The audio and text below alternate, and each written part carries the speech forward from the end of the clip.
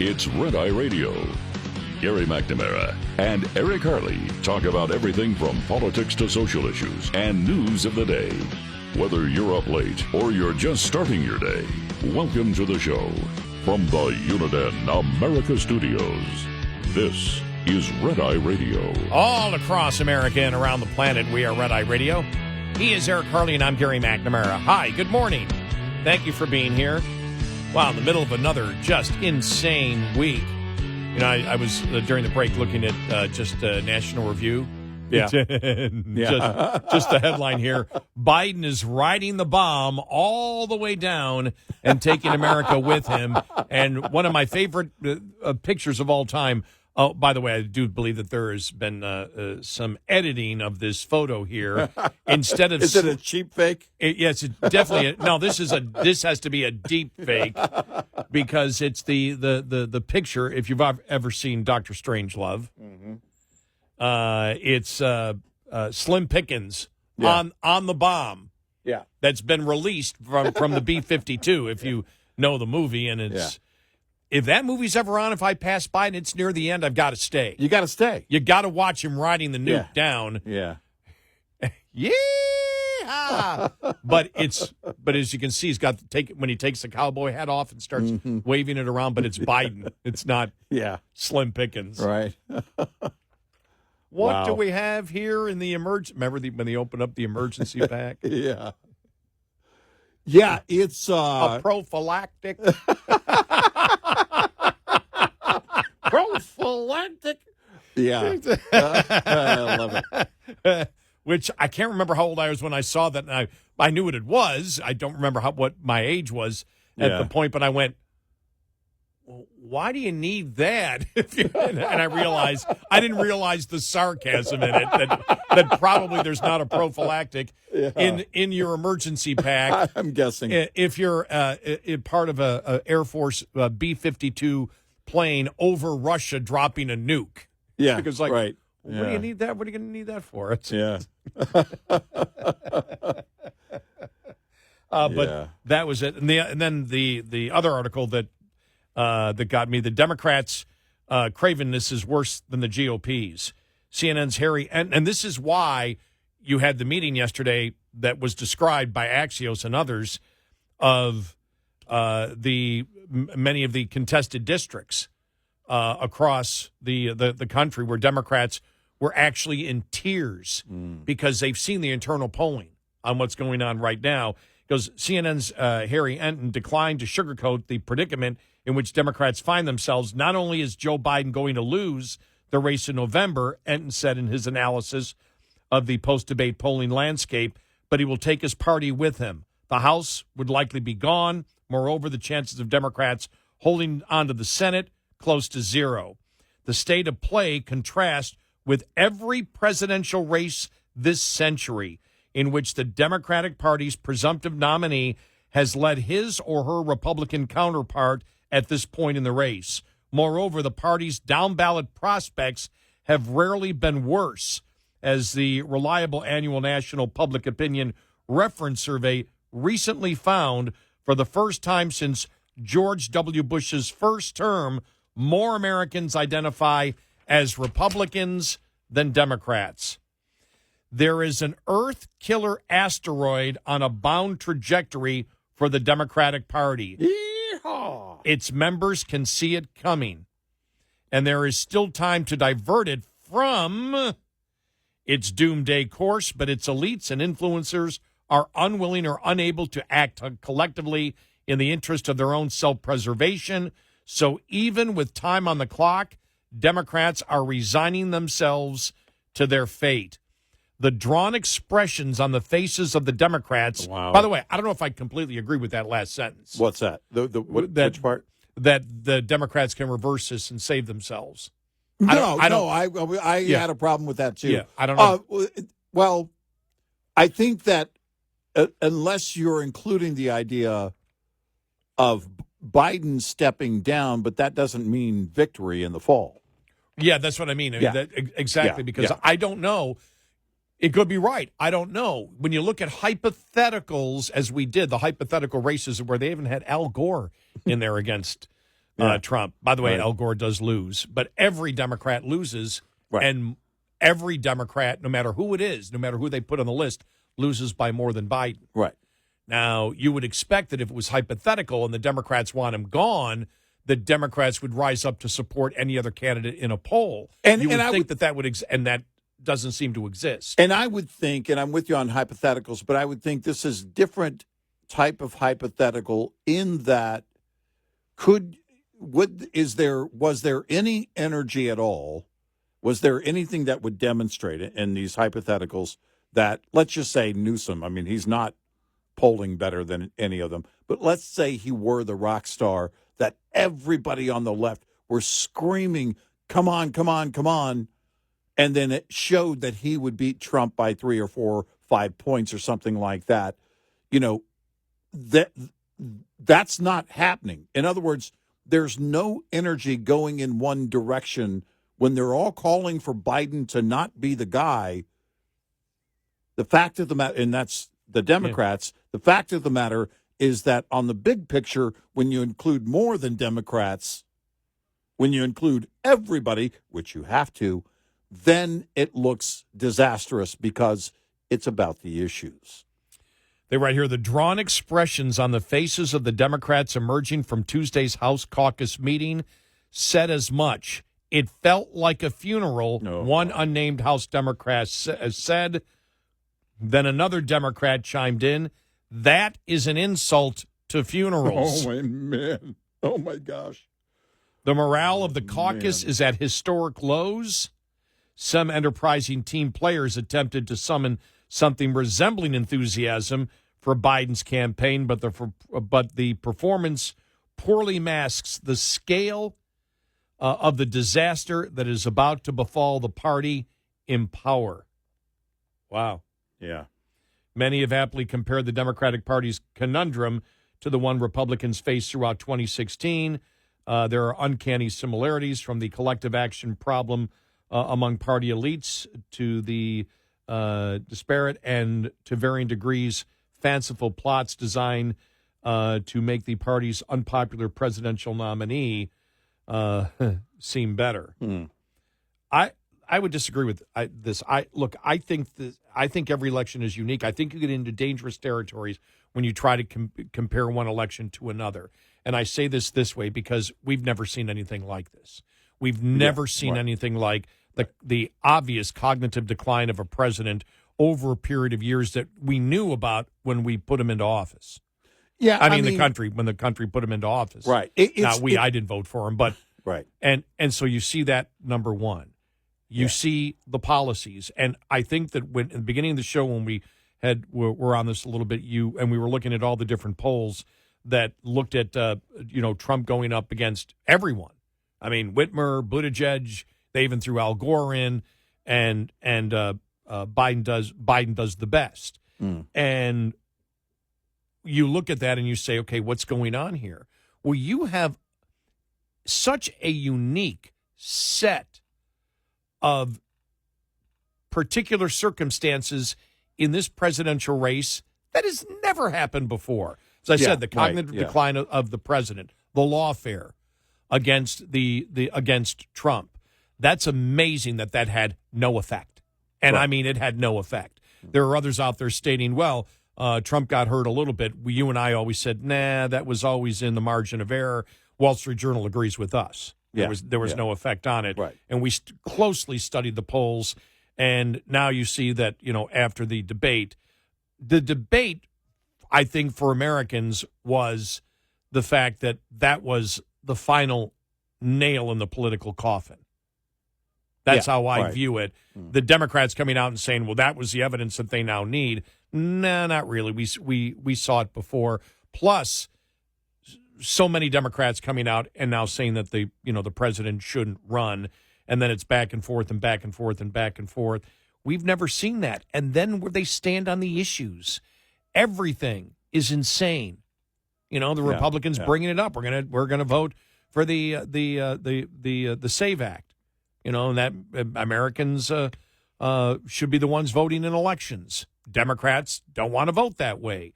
Now you're focusing in on Title IX, which I believe because of Riley Gaines and other women coming forward and having the courage and guts to do that, is now moving in the opposite direction. People are like, well, this is just ridiculous. Everything the Democrats believe is nutty. Yeah. And then you take everything else that's surrounding it. It's like everything the Democrats touch. And it's not just Biden. And I think the polling on all the other candidates show it's just not Biden. It's the party and the insanity that they stand for. Yep. And, that's the look. Some of the media analysis, by the way, that's going on around this, and I think also by the Democrats when they're looking at all this and trying to figure out what the landscape is, it's almost like a CBO report that you're only going to get out of it what you put in, what the known knowns are, because there are so many different features to this election cycle that are changing by the day, that there's really there are so many things they're not considering, not throwing into the mix, not pricing in, not factoring in. And I think you have to go back with the very basics of any election cycle and start with the issues. What's hitting people right now? Well, what's hitting people, and it's been the case, and it was the case long before the debate, and that's the economy, the border, national security. All of these things right now were hitting Americans, the liberal transgender movement and everything there, the attack on women in sports, Title IX, all of this stuff means something because they were taking on parents and schools.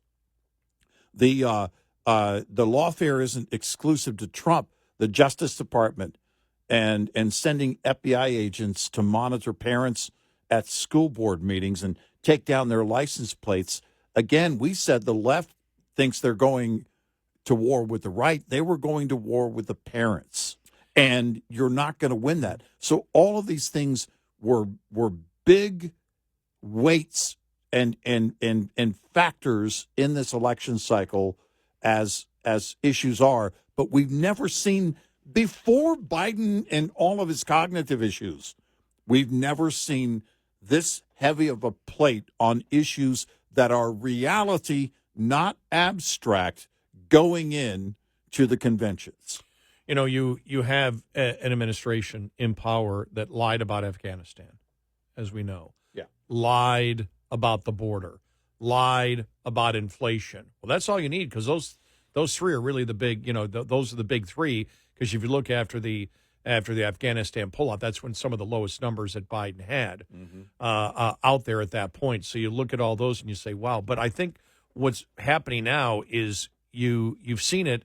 We played that the doctor, the expert in Parkinson's. You could tell that was interviewed on NBC. He feels deceived. He was lied to. Right. He was lied to. He's a Democrat. He's a Democrat. And it's like, I've been lied to. Well, welcome to it. That's what we've been talking about. One of the things that I told you is when we got back, and I think I mentioned it the night of the debate, a couple of hours after, because I heard from a couple of people. But I heard this the first couple of days, and then it disappeared. And these are from loyal Trump supporters that said, God, Trump, they caught Trump on a few falsehoods. They caught him lying. Mm-hmm. He doesn't need to lie. Mm-hmm. Biden has to lie. Mirrored almost exactly what you and I have said before. Mm-hmm. Conservatives and Republicans don't have to lie about any issue at all. Right. Don't do it. Now, it disappeared when everything blew up. But it was like Democrats now know the pathological line on things that are important, like, do you have the cognitive ability to actually be president of the United States, or is it going to come out and you're going to get wiped out across the board? So now you've got tons of Democrats that are livid, absolutely livid. You saw the one, what's his name, Jeffrey Katzenberg, the Hollywood, the people are livid at him. Biden's fine, Biden's fine. They're lying to you. Wake up. They're lying to you about everything. Right. There isn't an issue they're not lying to you about. Right. And I think that's one of the things that there seems you've got Democrats now that feel betrayed by their own party, by Biden, by the media, by everyone. And then you see the flip-flop, and it's like, man, they flip-flopped like that. Well, they didn't flip-flop like that. They just realized politically. They didn't come to the conclusion after one debate that he has cognitive problems. They've known it all the time, and they've been lying to us. Yep. And that kind of deception will change hearts and minds. That's it, and at the very least, keep people at home in the fall. 86690 Red Eye. This morning's USDA Farm Report is brought to you by House Products.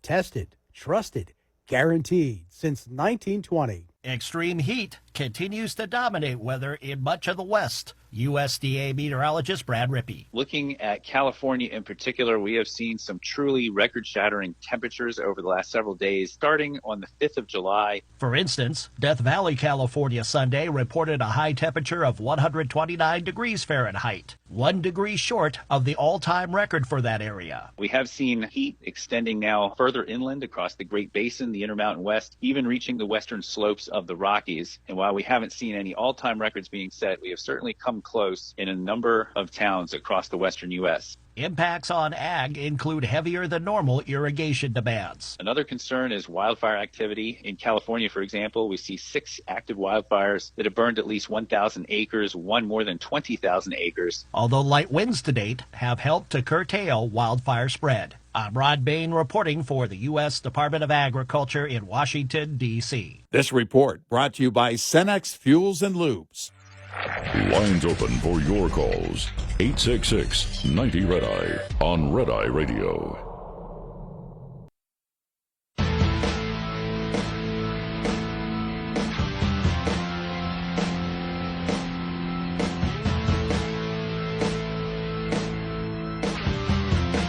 It's Red Eye Radio. He's Eric Harley, and I'm Gary McNamara. Good morning. And from the victim oppressor party, you're going to see that expand now. You're going to see the oppressors come out. I already saw this here. This must have been a Democrat saying, well, why are they making fun of him now? This is Jimmy Fallon and a skit they're doing. Not making fun. We've never made fun of Biden. We don't make fun of people that we believe actually have cognitive problems or Parkinson's or dementia or whatever. Number one, we don't do that. Number two, it's extremely close to all of us. Any of us that is near our age have parents and older relatives that have dealt with it. There's nothing funny about it, but this is just, part of what was on. I don't know if this was on Jimmy Fallon last night or the night before. Hello. Hey, yo, I just caught your interview on Morning Joe, or as I like to call it, Morning You. You get it? Who is this? Come on. Now, Jimmy Fallon is playing Biden. Yeah. Okay, right. just so you know. Barack. You're going to have to be more specific. Obama. Oh, I know. It was just a test to see if you knew who you were. Oh, Joe, you're making about as much sense as you did during the debate. Thank you. Nah. And it just goes on and on and on, but they're making fun of him, and you've got Democrats furious. Why are they making fun of Biden? What's going on? Where was the other one I was just looking at here? There was another story I was just looking at about the climate change group. Mm-hmm. Oh, here it is. Effing pass the torch. Clinton tied climate activist group goes scorched earth attacking Joe Biden. Yeah. Effing pass the torch already. What's the game plan here? Stay till Election Day so Trump can win it?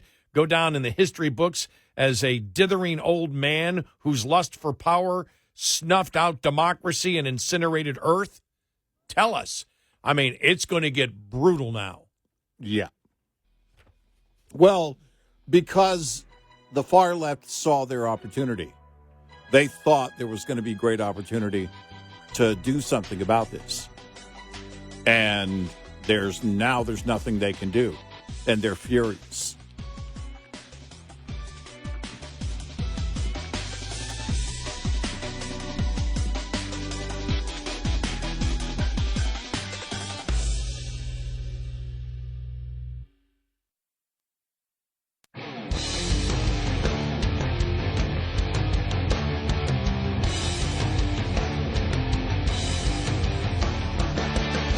You're listening to Red Eye Radio from the Uniden America Studios. It's Red Eye Radio. He's Eric Harley, and I'm Gary McNamara. So, Eric, I think that whatever way this goes, there's going to be, a political bloodletting here. Yeah. Because people are going to be furious. Donors are going to be furious. Right. Donors are going to be absolutely furious. The ones that already have spent, tens of millions of dollars, and they're going to be going, what the hell was this all for? But when you see, for example, and I did the Jimmy Fallon thing, we don't make fun of people that are sick. We don't make fun of people that have Alzheimer's, that have dementia, that have Parkinson's. We don't make fun of that. What we've made fun of, and our laughter has been those attempting, to say there was nothing going on, and now the hypocrisy of people, of Democrats just flipping. That's funny. The actual disease is not. And certain days with Whoopi Goldberg tend to be funny. Yes. Whoopie poopy and stuff like that. Yes, exactly. She has poopy days. I think the Democrats are having a poopy year, quite frankly. Well, it definitely isn't a number one year. But look at this here. Joy Reid blast. It's going to be number 2 in many different ways. Yes.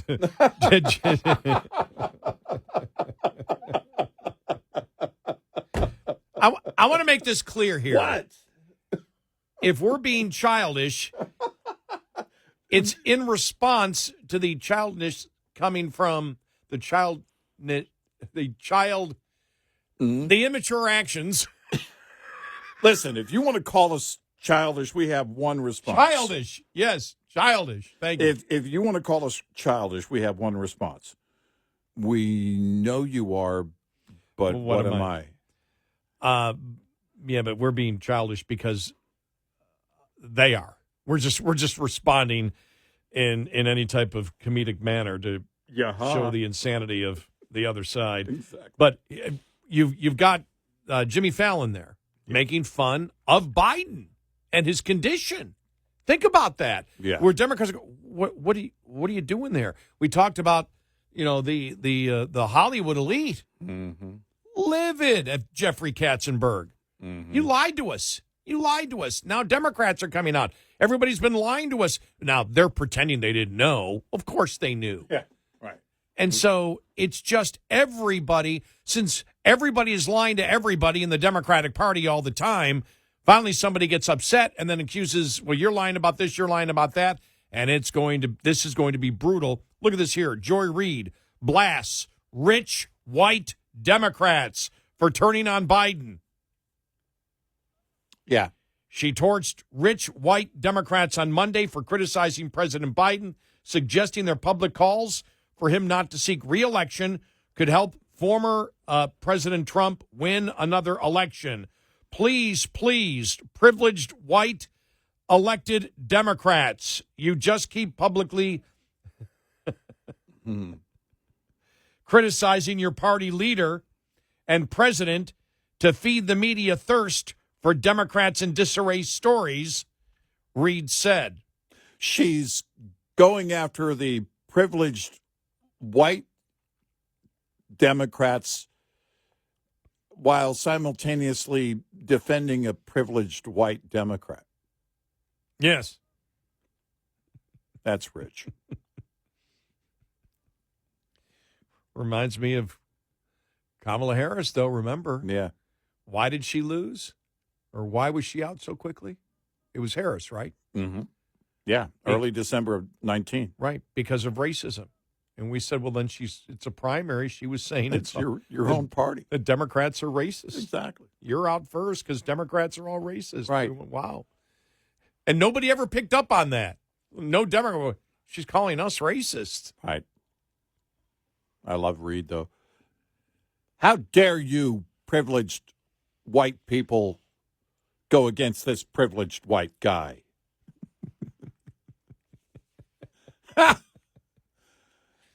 It's it is now at a point where I suspect the Democrats are going to have to move into a different mode. and that will be save the down ballot. But how do you do that without saying, look, we know, yeah. But also, there are other people on the ballot. And we're going to have to work. So don't stay home. Hey, you don't have to vote for Biden, but we want you to vote for everyone else on the ballot that is blue. I don't know how you come up with that campaign. But that's the only thing you can do. I could see the commercial.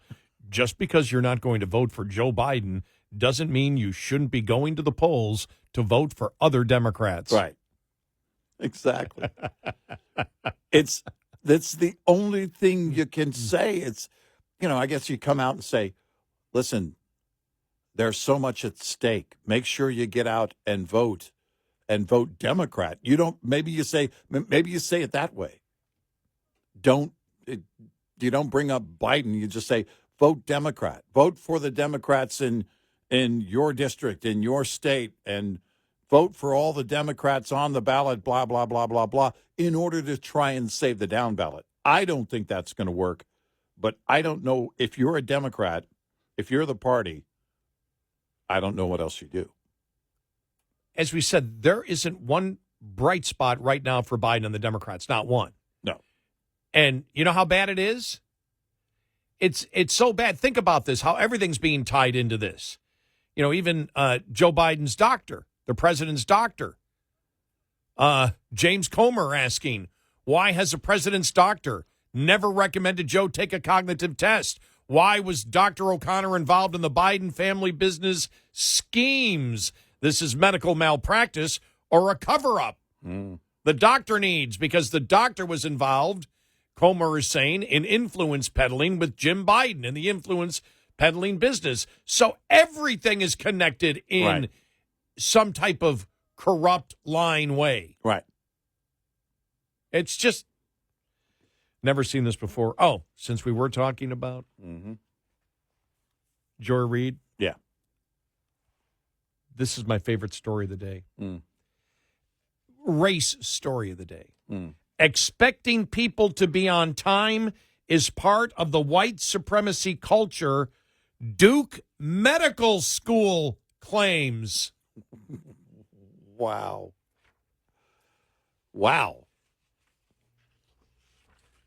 I'd like to see a Duke graduate who is a doctor in an emergency room. You've got a patient. The heart is stopped. You've got to get in here right away. How dare you throw that racist narrative at me, expecting me to be there on time to save this man's life is racist. Well, here's my question. What time does class start at Duke Medical School? And what happens if you're not there on time?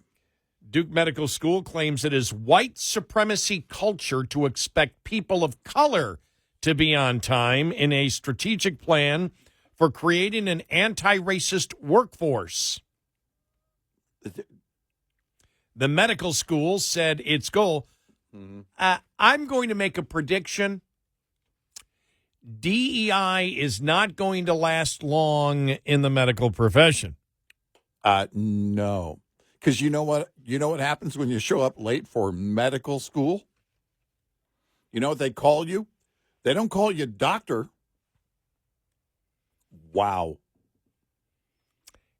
And if you use the excuse that I did not save the man's life because they demanded that I be there immediately to get his heart started again, and that is racism.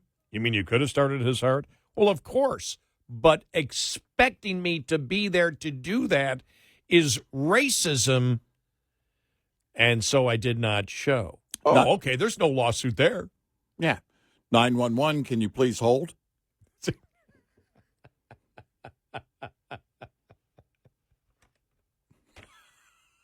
I mean, seriously.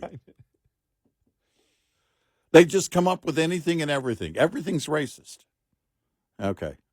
Again, what time does class start at Duke Medical School? Wow. Yeah. Yeah. Yeah, just make everything racist. Everything is about racism. Yeah, no, it's not. No, it isn't. Yeah, I'm just going to guess that quiet quitting in the medical profession, probably, and I'm guessing just because of, lawsuits. Yeah, right. Probably isn't going to last long. Have you seen all the ads for medical school on demand? You go to class on your time, on your schedule, when you want. I haven't either seen those ads because they don't exist. Well, at least the residents don't need to abide by that because they're there 24/7 Exactly. for like 4 or 5 days in a row. So it's like, Right. Time is of the essence. No, it's not. You bigot.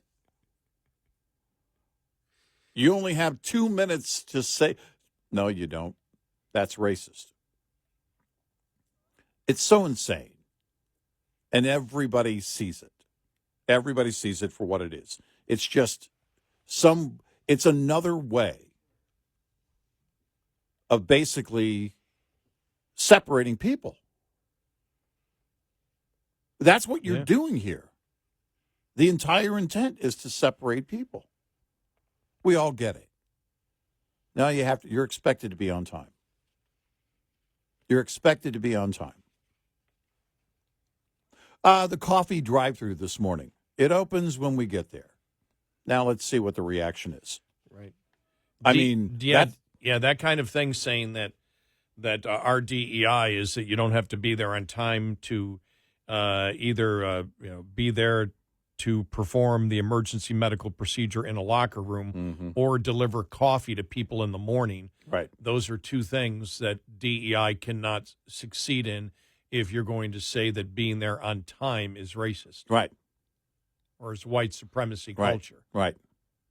That's not going to cut it in coffee or medicine. There's a grocery store in my neighborhood, and it opens at 6 a.m. You know what's happening at 5:55 a.m.? The parking lot is filling up with people who have to be to work on time, and they're waiting for the people of the store to open the door. They can see it through the glass, and they'll walk up there at 5:59 every single time I go there. And by the way, I'm one of them. And you go up to, otherwise I wouldn't know this.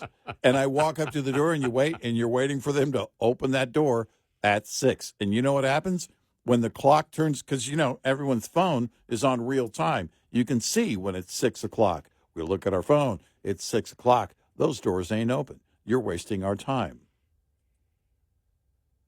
And that's what it comes down to. We expect something in society. We expect people to be on time.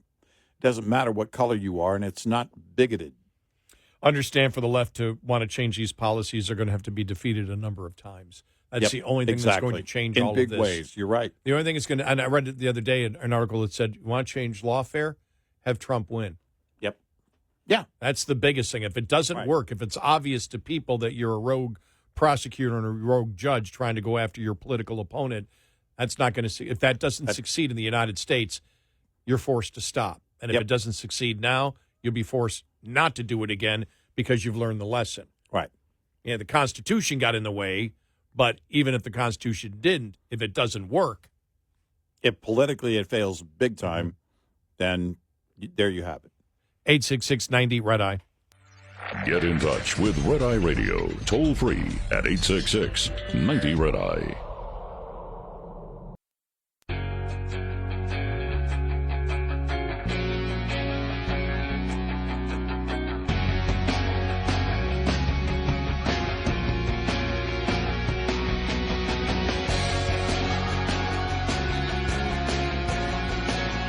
It's Red Eye Radio. He is Eric Harley, and I'm Gary McNamara. Well, what's going to happen today is I'll go home, go to sleep, wake up, and go, all right, what's going on now? What direction is this leaning?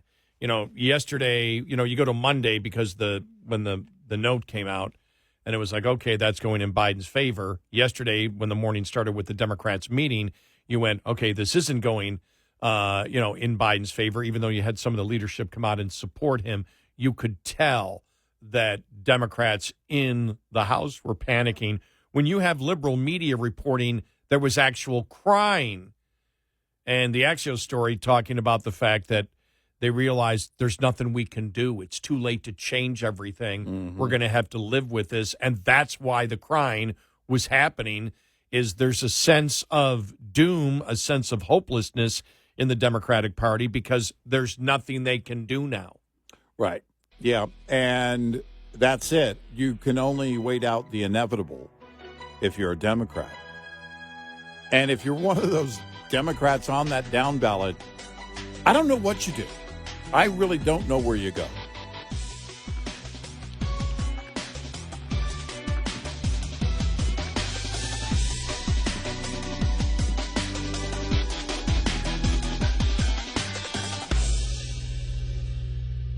This is Red Eye Radio on Westwood One.